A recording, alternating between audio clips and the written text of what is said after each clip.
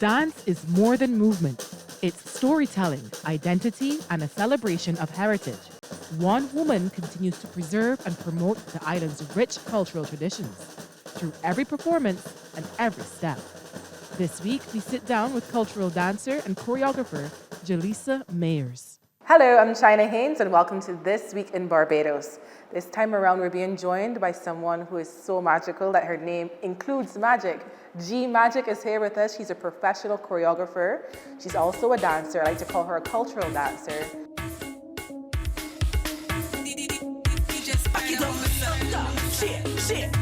Shake and cause an earthquake. Every gal activate. Watch boxing rotate.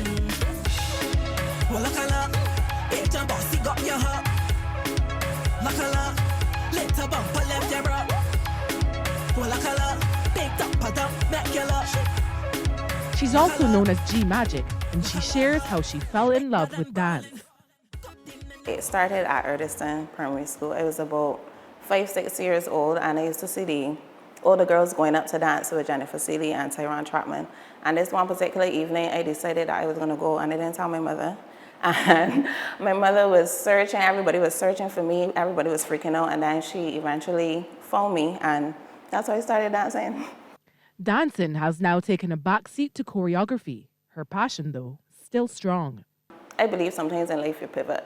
Things in life happen to us, and one of the major things that would have happened would be my daughter passing away. So with that happening, I felt like dancing was hard to do because I used to dance with her in my tummy. So I wanted to be able to pour into people more. And I was doing that even before I was pregnant with her. But after losing her, I just felt the need to give more into people, not just the artists, but people who want to learn how to dance. G Magic obtained a certificate in dance from Edna Manley College of the Visual and Performing Arts in Jamaica and an associate degree in fine arts from the Barbados Community College.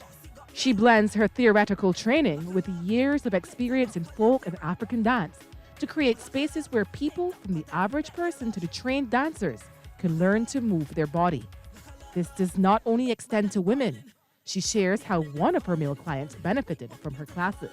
Most of the people who come to me want to learn how to work up so that when they go out, they feel confident.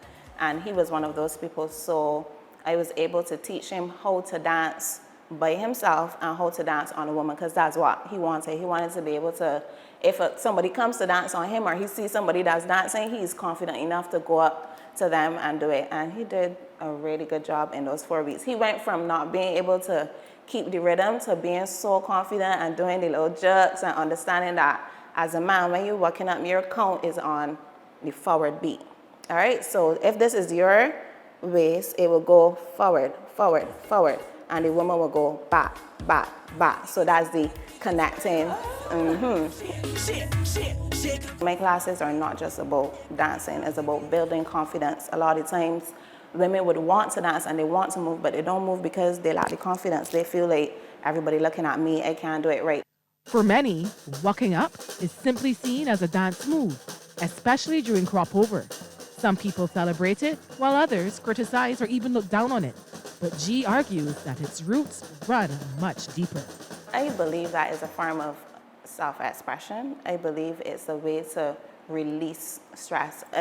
Even dating back to our ancestors, when they were slaves, they used to dance a lot, and I feel like they used to dance a lot and move their hips a lot to release trauma. Even in terms of therapy, there are women who do like a somatic therapy, which is like movement, where we understand that women hold a lot of trauma in their hips.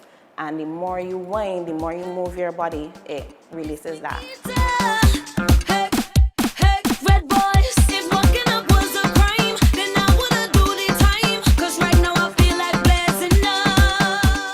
During crop over, trained dancers from several studios on the island performed to enhance productions on stage shows for some of the island's greatest artists.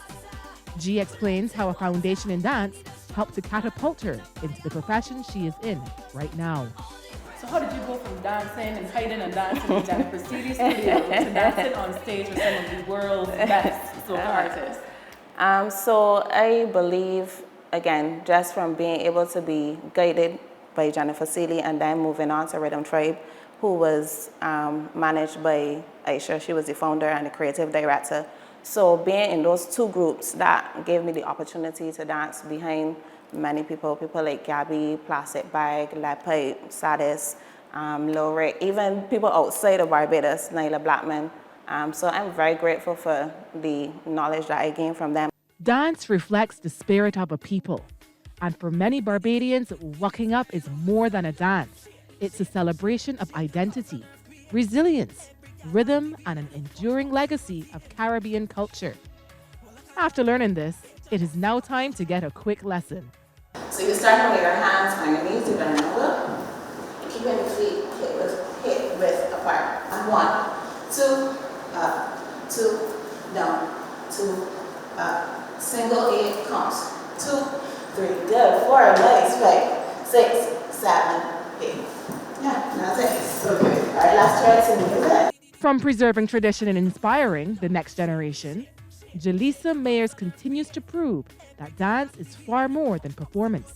It's a living expression of Barbadian culture and pride. Thanks for joining us on This Week in Barbados. Stay with us for more in studio.